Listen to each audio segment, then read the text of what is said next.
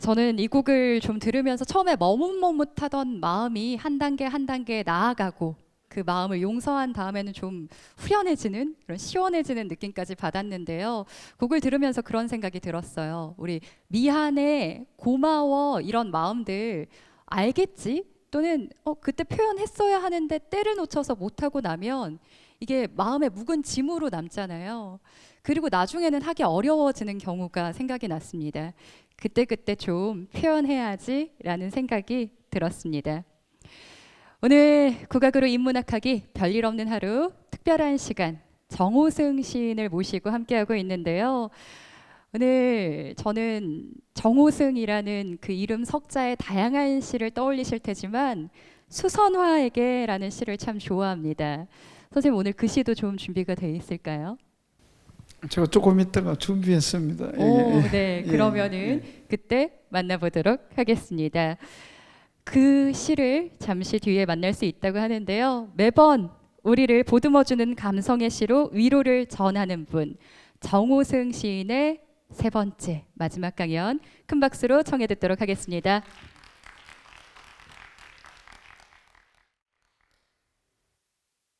술 한잔. 인생은 나에게 술 한잔 사주지 않았다. 겨울밤 막다른 골목 끝 포장마차에서 빈 호주머니를 털털 털어 다른 몇 번이나 인생에게 술을 사주었으나 인생은 나를 위해 단 한 번도 술 한잔 사주지 않았다. 눈이 내리는 날에도 돌연꽃 소리 없이 피었다 지는 날에도. 제가 이 시를 발표하고 나니까 앞으로 술값은 내가 낼게, 술 사줄게 이런 이야기들을 친구들이 하더라고요. 여기에서 술은 어떤 의미일까요? 시의 가장 기본적 본질은 은유입니다. 은유. 어떤 사물을 다른 사물에 빗대어서 표현하는 수사법의 하나죠. 그는 꽃이다 라고 얘기했을 때 그는 아름답다는 뜻이죠. 여기에서 술은 바로 사랑을 의미합니다. 그런데 사실은 이 시를 쓸 때는 저는 증오, 미움 이런 것을 가지고 썼습니다. 분노. 제가 40대 중반에 쓴 시입니다. 오늘 이상하게 그 무렵 젊은 무렵에 쓴 시들을 가져왔는데요. 제가 제 인생을 객관화해서 내가 내 인생을 딱 바라보니까 너무 화가 나는 거예요. 왜? 나는 내 인생을 위해서 지금까지 이렇게 열심히 최선을 다해서 살아왔는데 내 인생은 나에게 해주는 게 뭐가 있냐 이거예요. 나는 내 호주머니를 털털 털어서 있는 돈 없는 돈 다 꺼내어서 내 인생에게 술도 사주고 해줄 거 다 해주는데 내 인생은 나를 위해서 도대체 하는 게 뭐냐? 이런 분노에 의해서 이 시를 쓰게 되었습니다. 어느 정도 내 인생이 나를 사랑하지 않는가? 이 시에 보면은 돌연꽃 소리 없이 피었다 지는 날에도 성년을 의미합니다. 연꽃, 돌에 새겨진 연꽃입니다. 우리 왜 석탑의 기단부에 보면은 이렇게 연꽃이 조각되어 있잖아요. 그렇죠? 자, 성년이 돌연꽃이 활짝 피었다가 시들겠습니까? 조각된 그대로 영원히 존재하는 거죠. 피어진 그대로, 핀 그대로. 그러니까 내 인생이 영원히 어떤 앞으로도 가망이 없다는 거죠. 희망이 없다는 거죠. 돌연꽃이 피었다가 졌는데도 나를 사랑해 주지 않는다. 그러니까 내 인생에 대한 분노가 얼마나 치밀겠습니까? 그래서 이 시는 분노에 의해서 써진 시입니다. 그런데 여러분, 분노에 의해서 시를 쓸 수가 없습니다, 사실은. 그런데 시는 은유라는 본질을 가지고 있기 때문에 이렇게 한번 술을 빌려와서 이렇게 한번 써봤어요. 그런데 지금 생각해 보니까 그게 아닌 거예요. 제가 지금까지 이렇게 존재하고 있잖아요. 그것도 나름대로 건강하게. 그러면 내 인생이 나를 어머니처럼 사랑했구나 하는 것을 깨닫게 되는 거예요. 그때 내가 어리석어서 내 인생이 나를 사랑한다는 것을 몰랐다는 거죠. 여러분,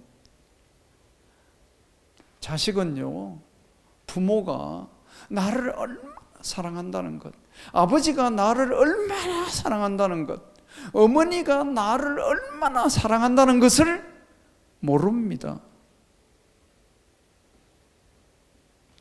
돌아가셔야 압니다. 그만큼 인간은 어리석다는 거죠. 내 인생이 나를 얼마나 사랑한다는 것을 내가 모르는 거예요.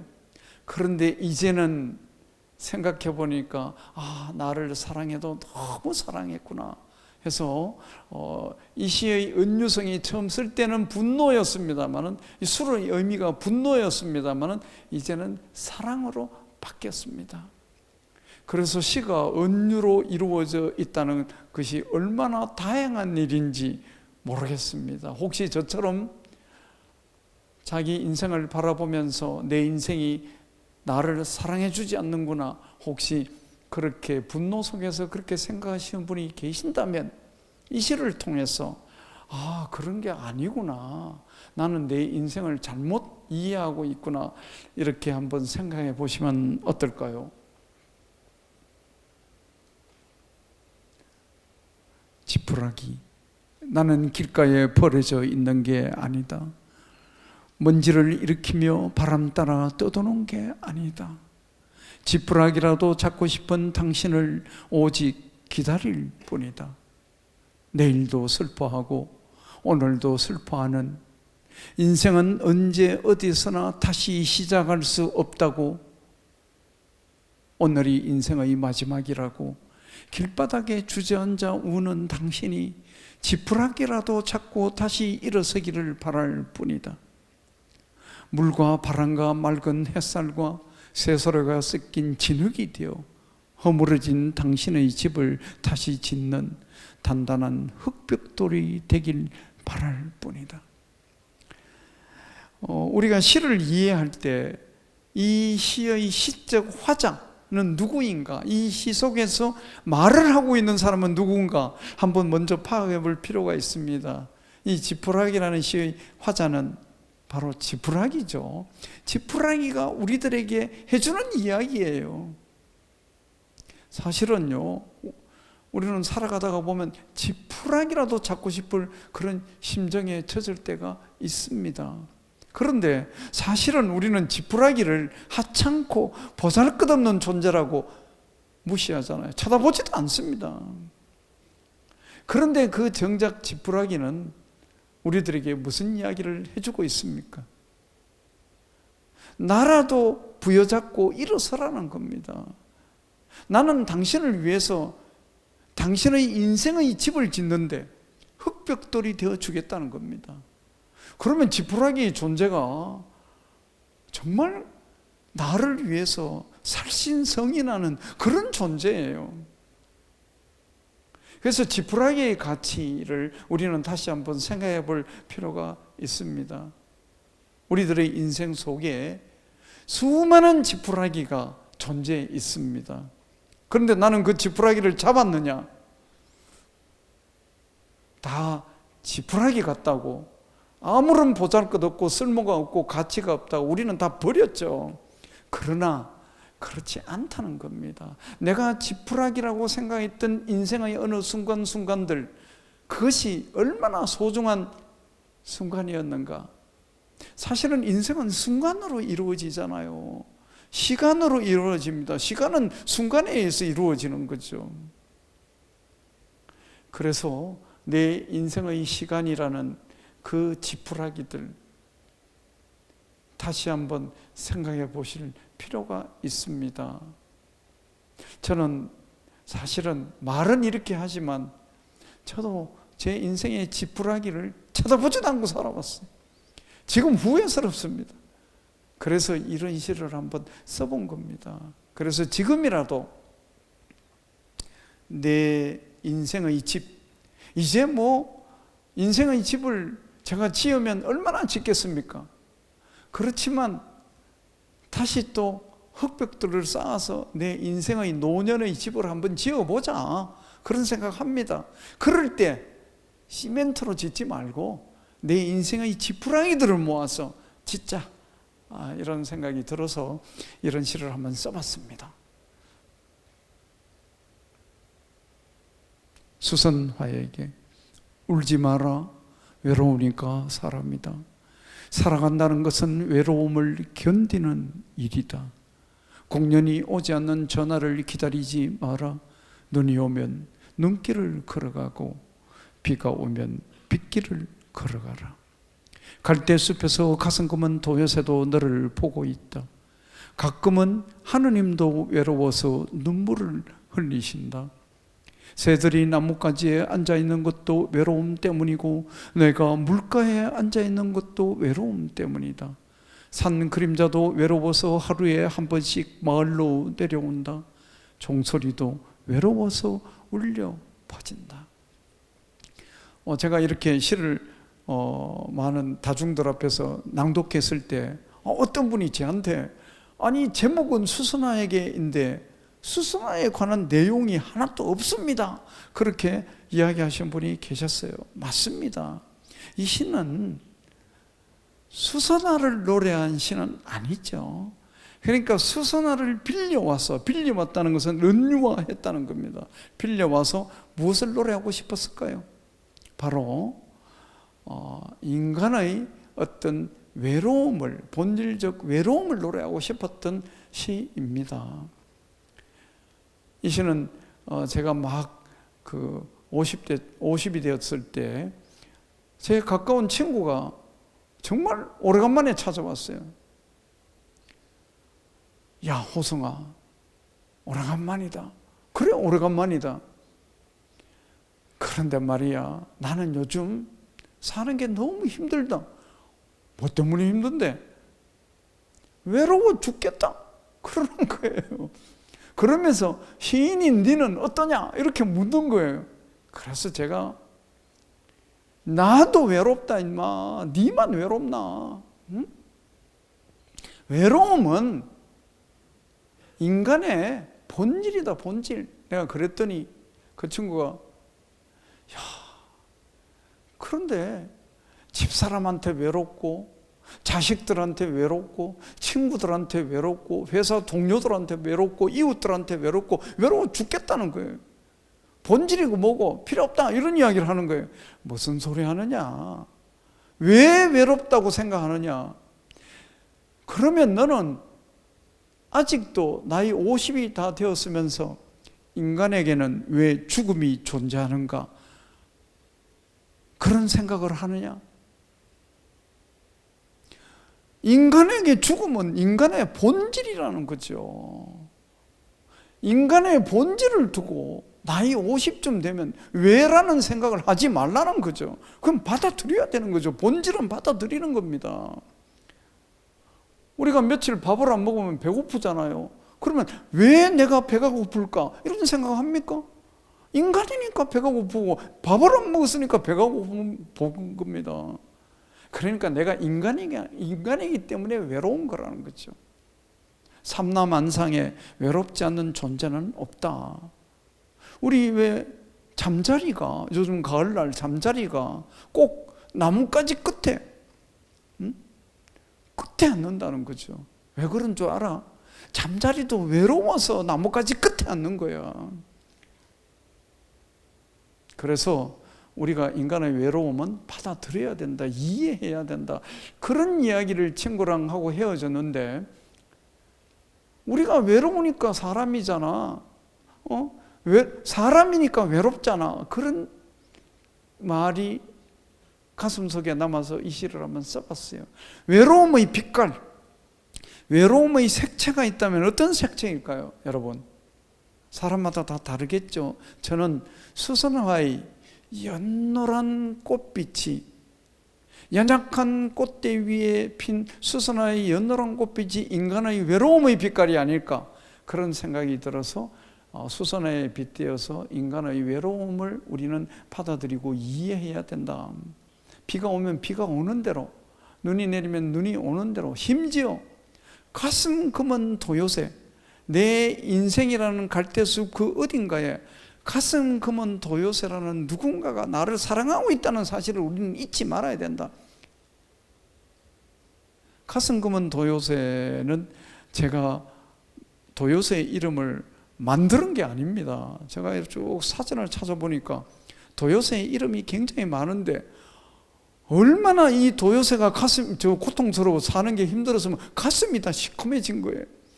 그래서 이 도요새의 이름을 제가 빌려와서 썼습니다.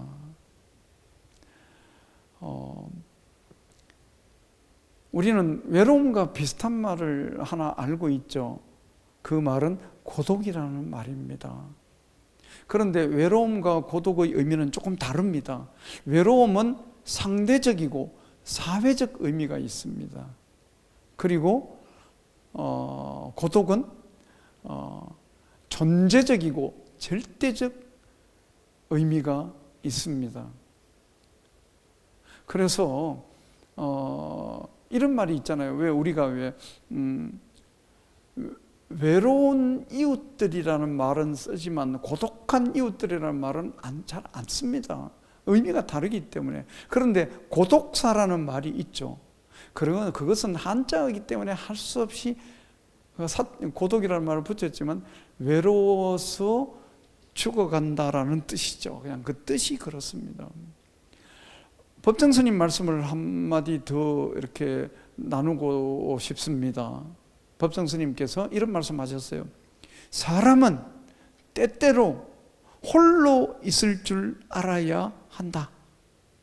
그러니까 혼자라는 말과 홀로라는 말도 서로 다른 뜻이라는 거죠. 외로움과 고독처럼. 자, 법정 스님의 그 말씀을 사람은 때때로 혼자 있을 줄 알아야 된다, 그런 뜻일까요? 아니죠. 사람은 때때로 홀로 있을 줄 알아야 된다. 즉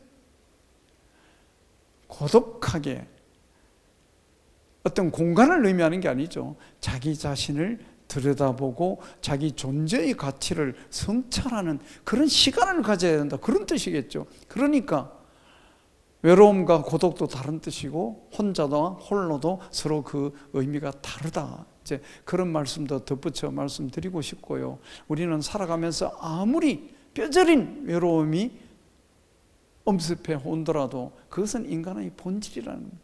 우리가 언제 가장 외로울까요? 사랑하지 않을 때 외롭습니다. 그런데 그럼 사랑하면 외롭지 않을까요? 그건 또 그렇지 않다는 거예요. 사랑해도 외롭고 사랑하지 않아도 외롭고 사랑을 받아도 외롭고 사랑을 받지 못해도 외롭고, 어떻게 하면 좋을까요? 그것이 인간의 본질입니다. 우리는 인간의 본질을 본질적으로 지니고 있는 존재라는 깊은 이해가 필요합니다.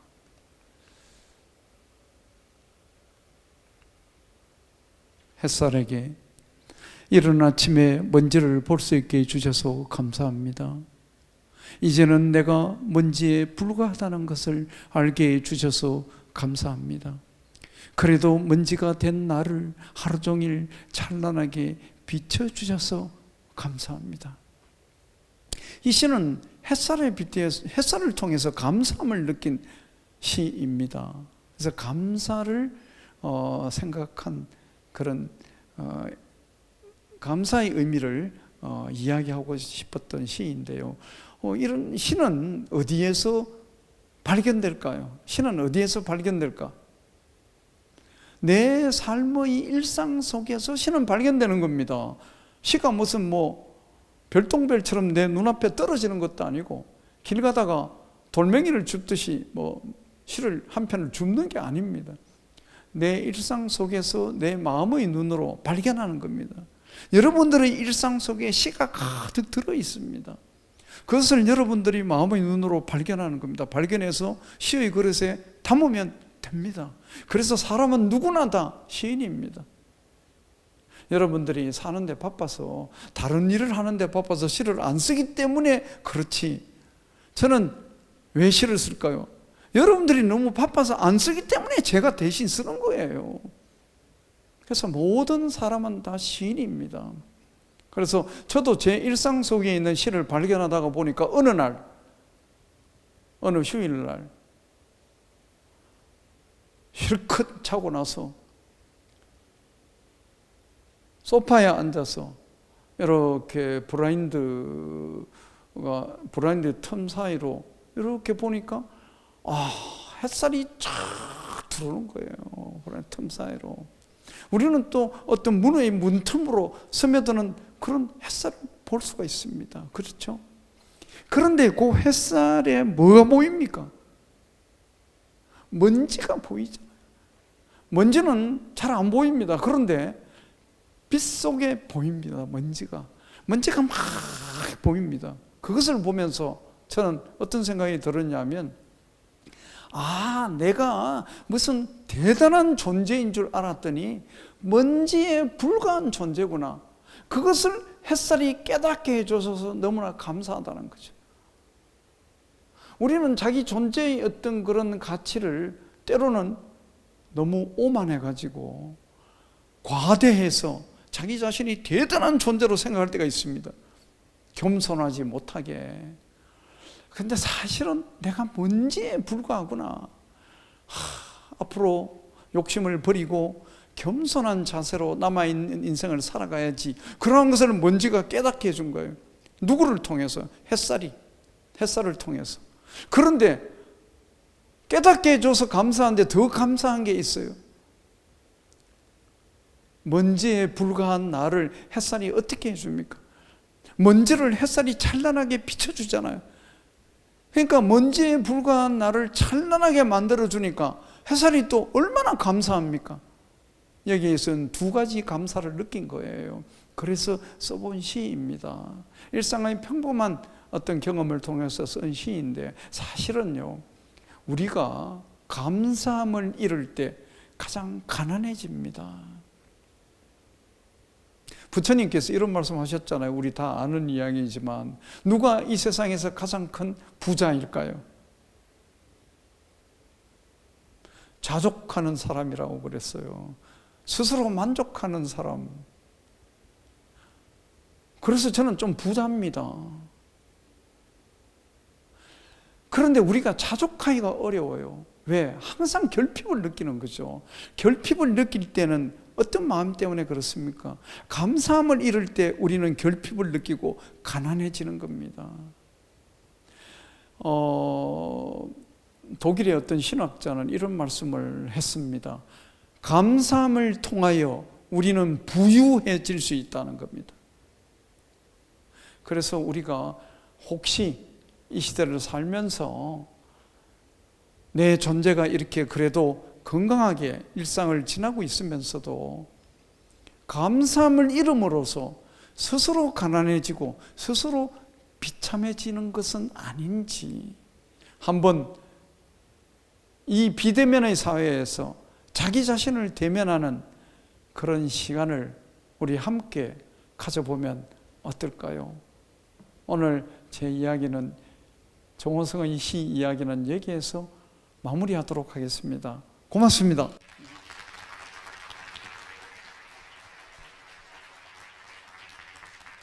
네, 정호승 선생님 감사합니다.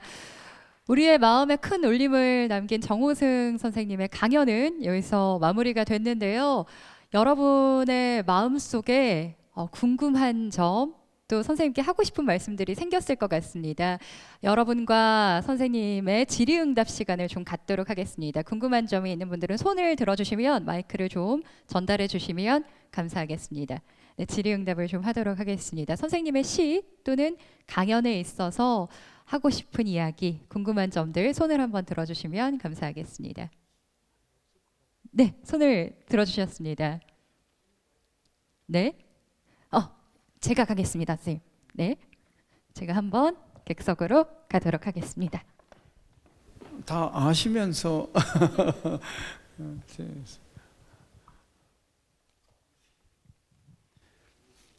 예, 반갑습니다. 안녕하세요. 너무 이렇게 만나 뵙게서 정말 영광이고요. 아유, 반갑습니다. 그리고 이렇게 시인께 말씀을 드릴 수 있다는 자체가 너무 영광스러워가지고 제가 어떻게 몸둘 바를 무슨 모르겠는데 말씀? 예. 이따 꼭 사인해 주십시오. 예, 저는 소리꾼입니다. 전남 도립학단 단원이고요. 그래서 정우성 시인님의 시를 너무 정말 좋아하는데 그 중에서도 이제 내가 사랑하는 사람 이라는 시를 너무 좋아하고. 아, 고맙습니다. 예. 근데 저는 이제 제가 소리꾼이 되는 게 무대 위에 서는 삶이 좀 꿈이었거든요. 근데 저는 제 꿈을 이뤄가지고 살고 있어서 너무 행복하게 살고 있는데 이거는 좀 궁금하더라고요. 시인께서 원래 시인이 되시려는 마음이 있으셨는지, 그래서 어느 본격적으로 내가 정말 시를 써야겠구나라는 생각을 드셨는지, 그게 정말 궁금했습니다. 예. 저는 중학교 2학년 때 국어 선생님께서 김영랑의 시 돌담에 속삭이는 햇발같이 그 교과서에 있습니다. 2학년 교과서에. 지금도 있습니다. 지금도. 그것을 가르치시다가 다들 숙제를 해오라. 그럼 시를 한 편씩 써오라는 숙제를 냈습니다. 숙제를 하기 위해서 제가 처음으로 시를 한 편 썼습니다. 제가 사는 동네에 어떤 천변이 있었는데 가뭄이 심해서 자갈들이 막 드러났어요. 그래서 자갈밭에서라는 제목의 시를 한 편 써서 사춘기적 소년의 마음을 담은 거죠. 우리 집은 왜 이렇게 가난한가, 엄마는 왜 나를 갖다가 가끔 미워하는가, 공부를 왜 내가 못하는가, 이런 사춘기적 마음을 담아서 선생님께서 가르쳐 주신 대로 시 그릇에 담아서 행가리도 하고 연구본을 하고, 그 숙제를 해 갔는데 선생님께서 마침 제가 키가 작으니까 앞에 앉아 있으니까 선생님께서 너 일어서서 숙제 해왔나? 일어나. 그래서 일어나서 읽어보라고 그래서 시를 읽었습니다. 읽고 났더니 선생님께서 제 머리를 쓰다듬어 주시면서 호성이 너는 열심히 노력하면은 좋은 시인이 될 수 있겠다. 그렇게 칭찬을 하셨어요. 저는 지금도 선생님께서 그때 우리는 머리 박박 깎은 머리죠. 잘 감지도 않고 더러운 내 머리를 쓰다듬어 주시면서 그런 말씀을 하셨는데 저는 그때 선생님의 그 칭찬의 손의 온기, 손의 두툼한 느낌 아직도 잊지 않고 있습니다. 그런데 선생님께서 하신 말씀 중에 중요한 어떤 말씀의 부분이 있습니다. 그게 뭐냐면은 저는 열심히 조건이 있어요. 열심히 노력하면은 좋은 시인이 될 수 있겠다 이렇게 말씀하신 거지, 너는 좋은 시인이 될 수 있겠다 이렇게 말씀하신 것은 아니에요. 그래서 저는 시를 쓰는 일도 노력하는 일이라고 생각합니다. 그렇지 않습니까? 노력하지 않으면 쓸 수가 없는 거예요. 그래서 무슨 어떤 분야에서 소리하신다고 말씀하셨는데 어떤 분야에서 내가 열망하는 무엇을 하든 간에 노력을 통과하지 않고는 아무것도 이룰 수 없다. 근데 그런 말씀을 제 경험을 통해서 함께 나누고 싶습니다. 그래서 어떤 분들은 시는 타고나야 된다. 타고난 어떤 문학적 기질이 있어야 시를 쓰는 거다. 산문은 좀 노력하면 쓸 수 있는데 시는 타고나야 된다. 저는 그 말씀을 긍정하지 않습니다. 제가 중학생 때, 고등학생 때 쓴 시들 보면요, 도저히 창피해서 시라고 할 수도 없어요. 그러면 그런 과정을 통해서 오늘 이런 시들을 쓰게 된다는 것은 노력의 결과죠. 노력에 의한 변화의 성장의 결과인 겁니다. 그래서 노력이 인간의 어느 한 부분을 완성한다는 것을 저는 말씀드리고 싶습니다. 그런 계기가 있었습니다. 네, 감사합니다. 네.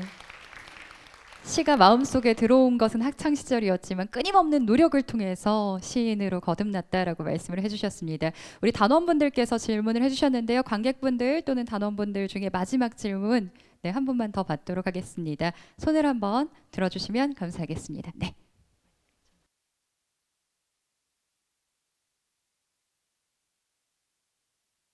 네, 오늘 강연 너무 감명 깊었습니다. 아, 감사합니다. 예. 어,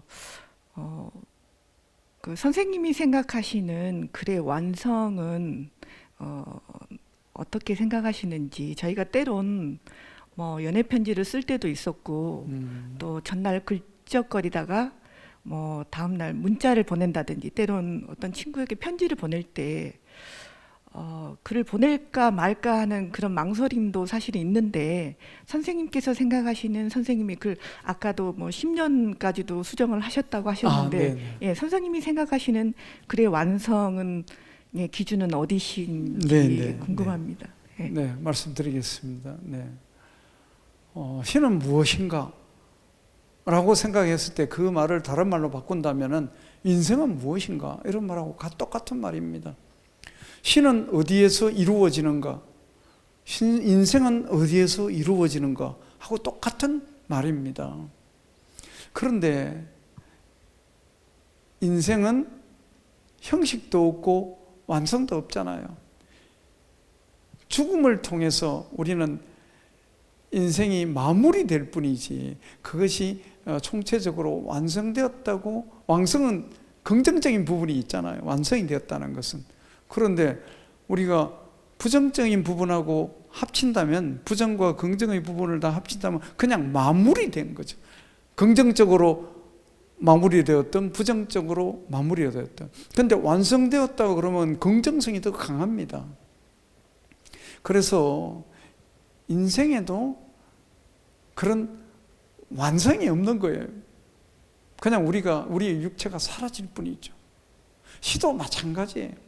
저는 시를 끊임없이 고쳐 쓰는 이유는 분명히 이 어느 순간에 시가 이루어진다는 것은 알아요.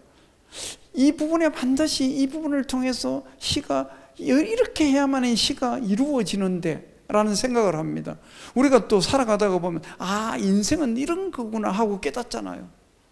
우리 각자 인생에 대한 이해와 깨달음이 있어요. 그런 깨달음이 있는 것처럼 시가 이렇게 써야만이 되는데 라는 생각은 있는데 그게 안 됩니다. 그러니까 계속 고치는 거예요. 고치다가 안 되면 할 수 없다는 거죠. 할 수 없다는, 내 능력 밖이라는 거예요. 그래서 인생에도 운명적인 부분이 있다는 거예요. 그렇잖아요. 내 힘으로, 내 생각으로 그 뜻대로 안 되잖아요. 그럼 뭐냐는 겁니다. 그래서 저는 그것을 운명의 힘이라고 생각합니다. 시도 마찬가지예요. 아무리 노력하고 아무리 고쳐 쓰고 아무리 오랜 시간을 보내도 시가 안 되는 거예요. 내 인생이 안 되는 것처럼 시가 안 됩니다. 그러면 어떡할까요? 여기서 끝내자. 더 이상 만지작거리지 말자는 거죠. 내 운명을 받아들이자는 거하고 똑같은 겁니다. 그래서 그냥 발표라는 행위가 있으면 그냥 발표하는 겁니다. 그래서요, 발표를 하고 시집이 묶여지면, 시집을 묶을 때는 막 열심히 교정도 보고 고치고, 저는 시집을 제교 3교까지 보면서 고칩니다. 편집자들이 저를 싫어해요. 왜냐하면 계속 고치니까. 그런데 시집이 딱 나왔으면 어떡하면 못 고치죠. 그런데 나중에 시선집을 묶을 때 또 고칩니다. 완성이 없기 때문에. 그런데 저는 제 시집을 읽으면 너무 부족한 부분이 또 보이기 때문에 잘 안 읽습니다. 네. 그래서 미완성 자체가 어떤 의미에서 완성이다.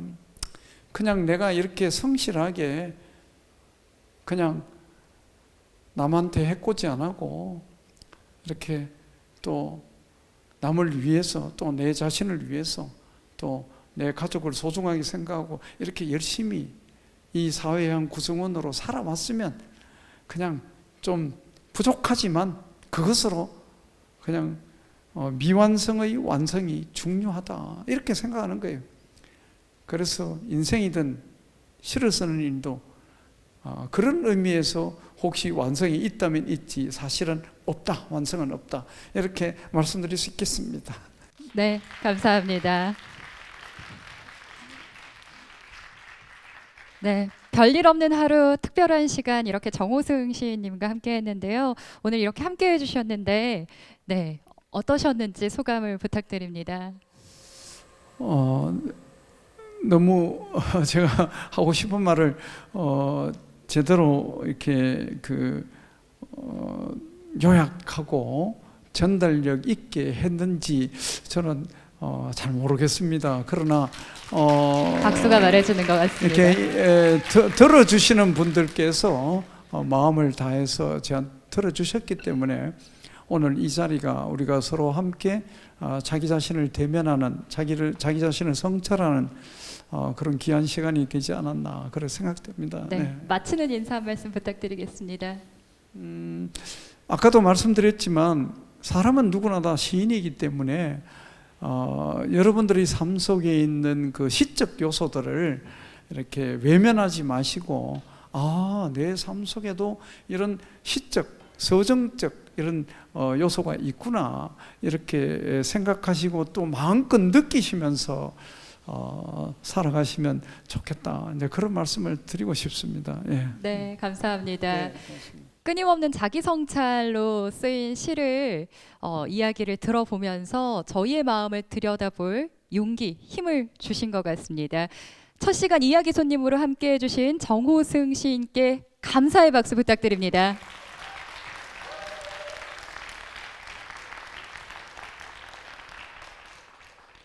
전남 도립국악단이 준비한 국악으로 인문학하기 별일 없는 하루 특별한 시간 이제 마치는 공연만 남겨두고 있습니다. 무엇보다 이렇게 공연을 가까이에서 만날 일이 없어서 저도 관객의 한 사람으로서 답답했고요. 그리고 또 무대에 오른 우리 단원들도 마찬가지일 겁니다. 그래서 오늘 이 자리가 기쁘고 또 신명나는 마음이지 않을까 싶은데요. 그 마음을 담아서 마치는 곡 준비를 했습니다. 이 시간이 이렇게 기억되면 좋겠습니다. 굿타임이라는 곡 끝곡으로 준비하고 있는데요. 저는 다음 주 이 시간 두 번째 이야기 손님 안도현 시인을 모시고 다시 찾아뵙도록 하겠습니다. 함께하는 저는 양지연이었고요. 마치는 곡 굿타임 남기면서 인사드립니다. 고맙습니다.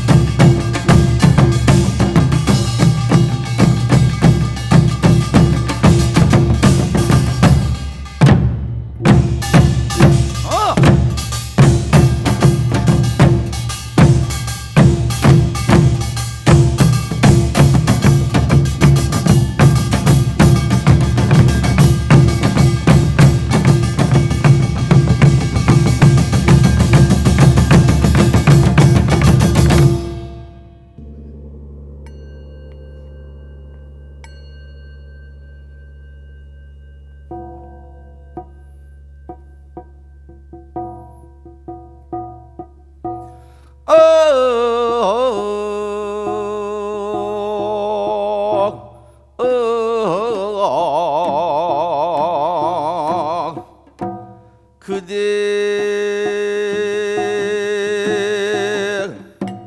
빈들에 집으는 사람 술도 없고 집도 없고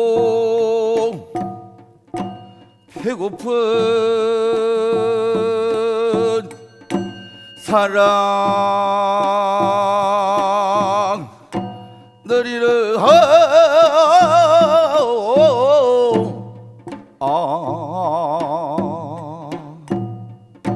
빈집의 새벽부터 비오는 사랑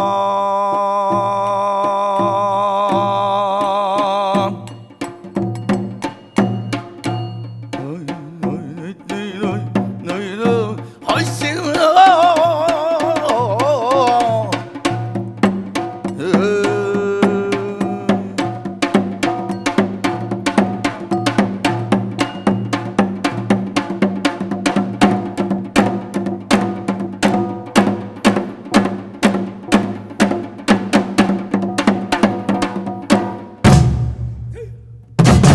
하시고